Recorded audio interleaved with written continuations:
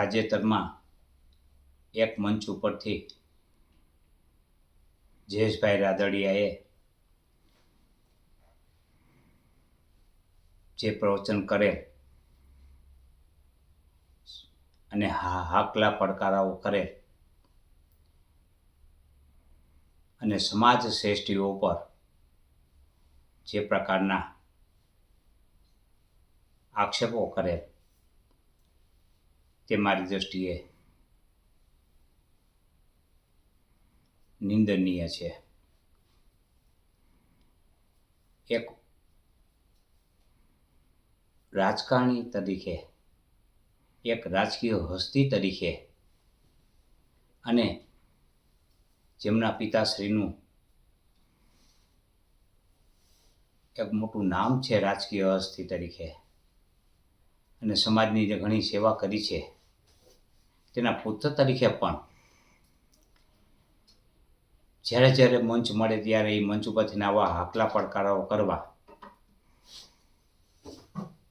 તે મારી દૃષ્ટિએ અપરિપક્વતા પ્રદર્શિત કરે છે. તેમ કરવાથી પોતાની કારકિર્દીના હિતમાં પણ તેઓએ બચવું જોઈએ. આ અગાઉ પણ સમાજના ગોંડલ સ્થિત ઘણા દીકરાઓને ગુજકી કોર્ટ કાનૂનની અંદર કોને સલવાયા, એની ઉપર કાનૂન કોને લગાવડાવ્યો તે પણ સમાજ સારી રીતે જાણે છે. તાજેતરમાં પાયલ ગોટી છે, તેમની પર અત્યાચાર કરવામાં આવ્યો, અડધી રાતે ધરપકડ કરવામાં આવી, પગમાં લાકડીઓ મારવામાં આવી, કોના ઈશારાથી મારવામાં આવી એ પણ સમાજ સારી રીતે જાણે છે. તે સમયે હાકલા પડકારાઓ કરવા જોઈતા હતા ત્યારે પાટીદારની બદલે પાટીદાર બની અને મૌન ધારણ કરવું એ મારી દ્રષ્ટિએ સમાજ વિરોધી પ્રવૃત્તિ કહેવાય. ત્યારે એને સમાજને અગ્રસ્થાને રાખવો જોઈતો હતો અને આવી પ્રવૃત્તિ જે થઈ છે તેની નિંદા કરવી જોઈતી હતી. તેને બદલે મંચ ઉપરથી સ્વાગત કરવામાં આવે એ તો સમાજનું પણ ઘોર અપમાન છે.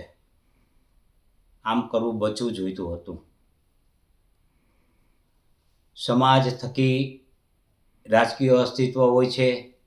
તમારા રાજકીય અસ્તિત્વથી સમાજ ક્યારેય હોતો નથી એ પણ યાદ રાખવું જોઈએ. સત્તાના મદમાં અને સત્તાના જોરે જે કોઈ પેનિક ફેલાવવામાં આવે એટલે કે ભય ફેલાવવામાં આવે અને સમાજના દીકરાઓ ઉપર ખોટી ફરિયાદો કરવામાં આવે ત્યારે પણ ચૂપ બેસવું તે પણ મારી દૃષ્ટિએ સમાજ સેવા કરી ન ગણાય. સાચી સમાજ સેવાઓ આવી છે. સમાજ છે એ ક્યારેય કોઈનાથી ફાટી મળતો હોતો નથી. એટલે સમાજ શ્રેષ્ઠીઓ વિરુદ્ધ જે કાંઈ મભમ પ્રકારના નિવેદનો કરવા એ અયોગ્ય કહેવાય અને આવા નિવેદનથી બચવું જોઈએ. એમને કોઈ પણ વ્યક્તિ સાથે મતભેદ હોય, મનભેદ હોય, તમે ખુલ્લામાં ચર્ચા કરો, તમે નામજોગ કરો, તમે અનેક ઉપર નિશાન થાય એ રીતે તમે મભમ પ્રકારની વાત કરી અને સમાજ શ્રેષ્ઠીઓને બદનામ કરવાનું જે વૈતૃક કરી રહ્યા છો તે મારી દૃષ્ટિએ નિંદનીય છે અને આવી વંતૃકથી બચવું જોઈએ.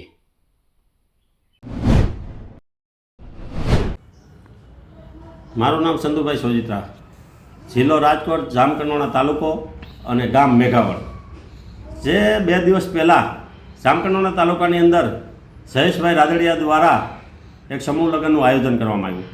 સમૂહ લગ્નની અંદર 511 દીકરીઓ હતી અને સરસ આયોજન કરવામાં આવ્યું.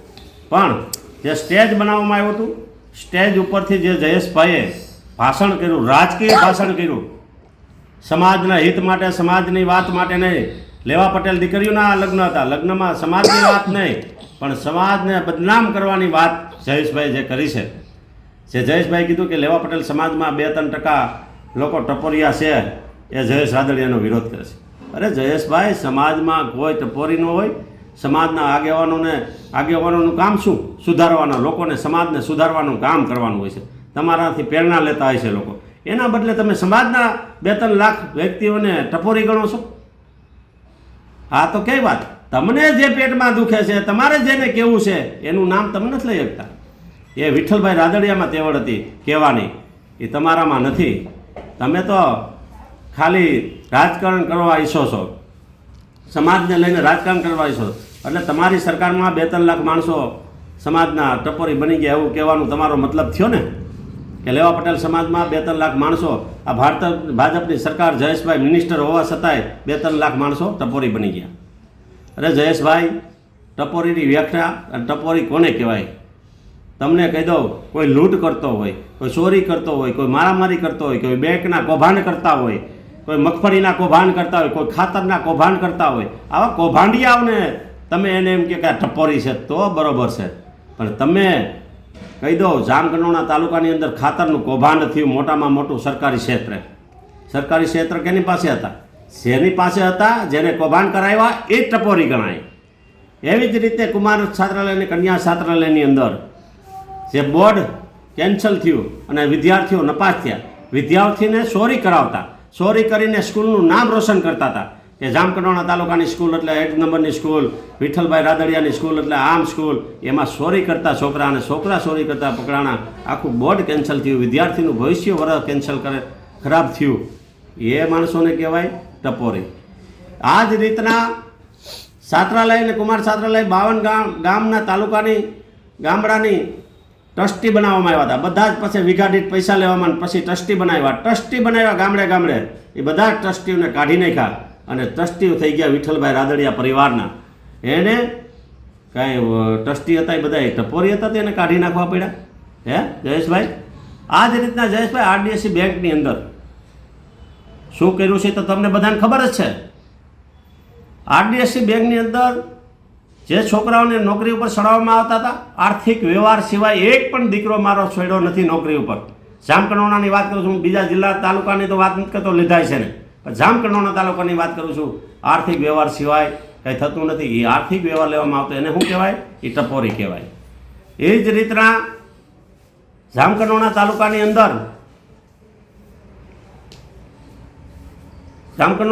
અંદર ફોફનનો ડેમ બનાવવામાં આવ્યો. કેટલા વર્ષે 2 વાર ધોવાઈ ગયા, એમાં કરોડોનો ભ્રષ્ટાચાર થયો. એના માટે શું? એને શું કહેવાય? ટપોરી કહેવાય. એ જ રીતના જામકંડોરણાની અંદર તમે ધારાસભ્ય બનાવશો, સંસદ સભ્યની ચૂંટણી આવે છે અને લેવા પટેલના દીકરાઓને દારૂ પીતા શીખવાડ્યા હોય. કોને શીખવાડ્યા? એ જામકંડોરણાની છાત્રાલયથી ચાલુ થયું છે, તો એને કહેવાય ટપોરી કહેવાય. મોટામાં મોટું નિશાન જામકંડોરણા તાલુકાના લેવા પટેલના છોકરાઓને દારૂ પીતા શીખવાડ્યા હોય, એનું નામ કહેવાય ટપોરી. એટલે ટપોરીની વ્યાખ્યા જયેશભાઈ આ કહેવાય. બીજું, પાયલબેન ગોટી અમરેલી જિલ્લાની અંદર એ પટેલ સમાજની દીકરી, તમે સરસ કામ કરો છો. 511 દીકરીઓના પટેલ સમાજની દીકરીઓના લગ્ન કરાવ્યા, તો એ વાત સારી છે, પટેલ સમાજની દીકરીઓ હતી. તો પાયલ ગોટી કોણ હતી? પટેલ સમાજની દીકરી નહોતી? એની ઉપર અત્યાચાર થયો તો તમે બોલી ન ગયા. તમે સમાજને એક બીજું એવું ભાષણ, તમારો વિડીયો મેં સાંભળ્યો હતો કે ભાઈ જયેશ રાદડિયા સમાજની વાત આવે ત્યારે સમાજની પડખે હોય, રાજકારણ સાઈડ પર મૂકી દે. તમારું રાજકારણ ક્યાં? તમે સમાજવાદી ક્યાં ગયા? લેવા પટેલ સમાજના આગેવાન જયેશભાઈ રાદડિયા, કે તમે કેમ એક શબ્દ બોલ્યા નહીં પાયલ ગોટીબેન માટે?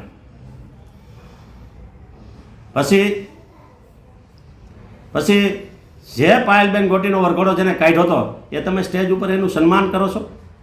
એટલે એનો મતલબ એવો થયો, તમે આ સમાજના વિરોધી લોકોનું તમે સન્માન કરો છો, એવું તમારું કહેવાનું થયું. પણ આ લેવા પટેલ સમાજને બદનામ કરવાનું બંધ કરો. વિઠ્ઠલભાઈ રાજનીતિ કરતા એવી રાજનીતિ શીખી જાઓ. અને વિઠ્ઠલભાઈએ જે રીતની રાજનીતિ કીધી, મોઢે કહેવાવાળી રાજનીતિ હતી, તમારે કહી દેવું જોઈએ. એક વ્યક્તિની વાહે આખા સમાજને બદનામ કરો છો, એ ખોટી વાત છે. જય હિન્દ, જય ભારત.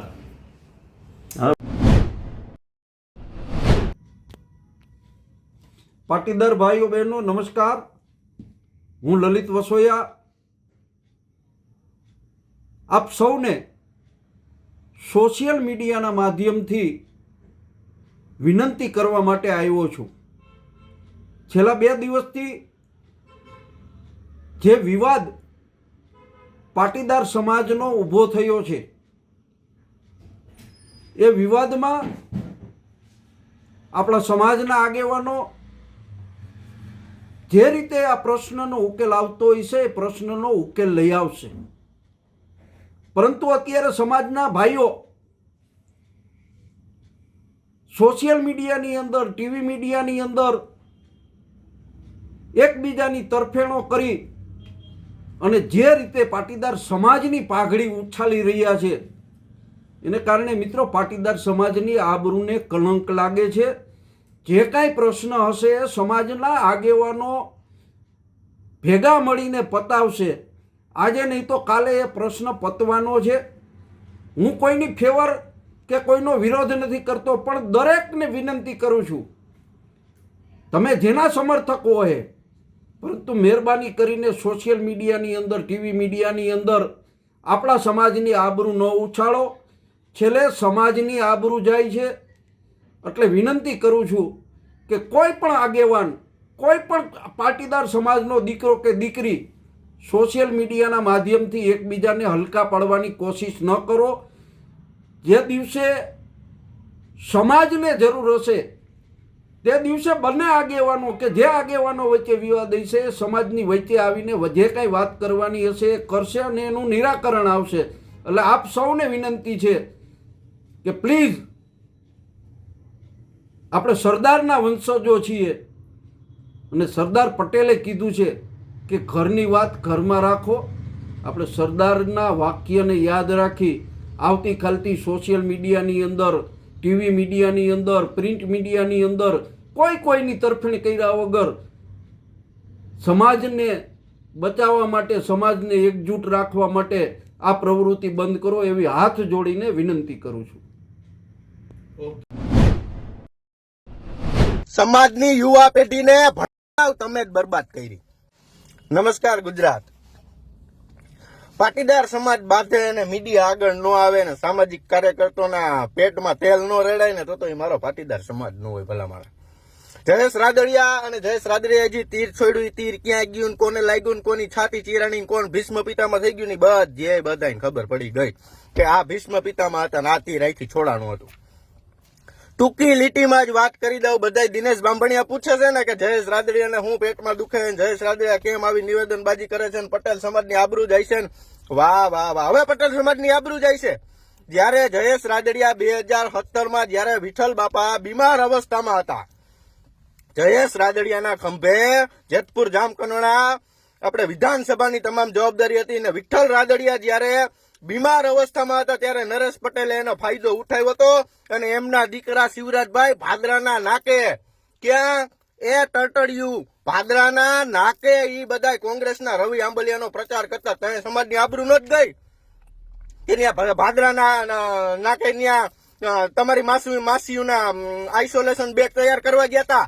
આ સમાજની આબરૂ ઉભી કરી છે ને બધાને ખબર જ છે. હું પાટીદાર સમાજના જે 511 દીકરીઓના લગ્ન વખતે જે સ્ટેજ ઉપર જે પબ્લિક બેઠું હતું, સ્ટેજ ઉપર એની વાત નથી, સ્ટેજની સામે જે પબ્લિક બેઠું હતું જે સાંભળતું હતું ને અત્યારે એની વાત છે. ખોડલધામની અંદર હું હાલે, નરેશ પટેલ હું કરે, આજ કરે નરેશ પટેલ, આજ કરે આજ. ક્યું આ ભાદરાના નાકે તમે તમારા દીકરાને ન્યા તમે ચૈના વીણવા બોલાવ્યો તો, તમારા દીકરાને ન્યા તમે શું કાંઈ પાટિયા વીણવા બોલાવ્યો તો, એનો જવાબ જોઈ, બીજો કાંઈ જવાબ જોતો નથી. અને જયેશ રાદડિયા ગમે છે તો ગમે છે, તમને ગમે છે કે નથી ગમતો? આટલી ટૂંકી વાત કરો. વિઠ્ઠલ રાદડિયાનું વાવેલું છે, જયેશ રાદડિયો લણવાનો છે. જેનામાં ફાકો હોય ને જેને મોરો દેવો હોય એ ચૂંટણીમાં આવી જાવ. જયેશ રાદડિયા 511 પૈણાવી, તમે 1051 પૈણાવો. સ્વયં સેવકોની ટીમ માટે ખોડલધામને કીધું તું ને ખોડલધામ વરાઈ ના પાડી દીધી. આ પેટમાં તેલ રેડાણું. અને આ પાટીદાર સમાજના ગઈઢા બુઢિયા આવી ગયા નિવેદન દેવા જયેશ રાદડિયા વિરુદ્ધ. તમે તમારા છોકરાના નાના છોકરા થયા ને એના ઘોડિયાના હિંચકા નાખો. હું ઉલ્લુલુલુલુલુલુ આ ઈ કરો. તમે તમારા સિવાય કોઈનો મોટો હાથ નથી. તમે જ પટેલના છોકરાઓને આગળ ન જવા દીધા, તમે જ પટેલના છોકરાઓના ખંભે બંદૂકો મૂકીને હેઠા બેહાર દીધા. અને એક ગઈઢો બુઢિયો કહેતો હતો કે જયેશ રાદડિયા આમ ને જયેશ રાદડિયા અમરેલીની દીકરી વિશે બોલવું જોઈએ, જયેશ રાદડિયા ઓલું. એલા એ સમાજનો આગેવાન છે, તમે એને સર્ટિફિકેટ આપી દીધું જયેશ રાદડિયાને કે આ સમાજનો આગેવાન છે, નાને એમ બોલવાનું? એકવાર આપીને તો જોવો તો ખબર પડે. અને ખોડલધામ ટ્રસ્ટમાં જેટલા ટ્રસ્ટીઓ છે એ ટ્રસ્ટીઓને આપણે જોવું છે કે જયેશ રાદડિયાના સમર્થનમાં કેટલા ટ્રસ્ટીઓ રાજીનામું આપે. વિઠ્ઠલ રાદડિયાનો સૌથી મોટો હાથ છે ખોડલધામ બનાવવામાં. તમારે બાની મામેરામાં નહોતું આવ્યું ખોડલધામ, આ યાદ રાખજો. હું તમારી બા મામેરામાં ખોડલધામ લઈને નહોતું આવ્યું. ખોડલધામમાં જીજી લોકોએ દાન લખાવીને ગયા હતા, જીજી લોકોએ ખોડલધામને દાન નથી દીધું ને, એ તમારો બાપ વિઠ્ઠલ રાદડિયો લઈ આવ્યો હતો. એ વિઠ્ઠલ રાદડિયાના હિસાબે દાન આવ્યું હતું અને તમે એના જ છોકરાઓને દબાવો એમ. બહુ મજા આવવાની છે.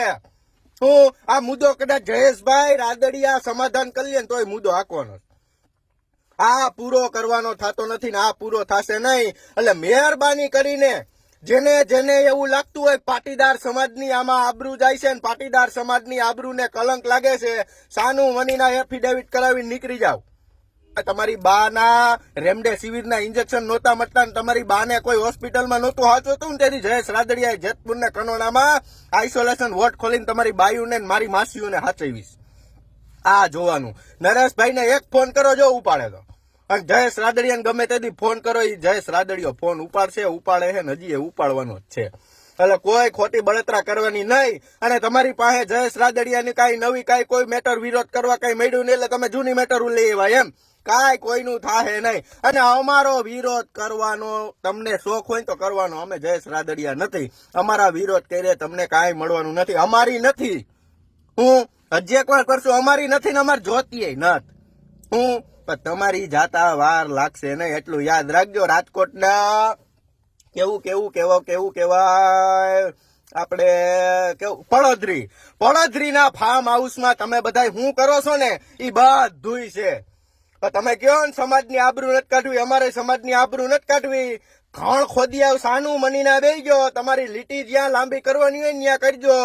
જયેશ રાદડિયા સામે ન આવતા, જી વ્યવહારિક હાલતું હોય ને આખો બરોબર. અને આનો જવાબ દેજો નરેશભાઈ. તમારા દીકરાને કોંગ્રેસનો પ્રચાર કરવા હાટુથી કનોડાના ભાદરાના નાકે તમે તમારે ત્યાં બંગડીઓ વેચવા મોકલો તો, જેથી જયેશ રાદડિયા સમાજનો નહોતો. ઇફકોની ચૂંટણી વખતે જયેશ રાદડિયા સમાજનો નહોતો. આટલો જવાબ તૈયાર રાખજો. અને કે જયેશ રાદડિયાના સમર્થનમાં કેટલા લોકો ખોડલધામ ટ્રસ્ટમાંથી રાજીનામું, કોંગ્રેસનો સીએમનો ચહેરો થવું હોય ને તો તમે તમારી ઘીરે જઈને થાવ. એના હાટુથી જયેશ રાદડિયાને હુલીએ ચડાવોમાં આટલું જ કહીશી. જયેશ રાદડિયા ગમે એ કરતો હોય, અમને ગમે છે તો ગમે છે. તમને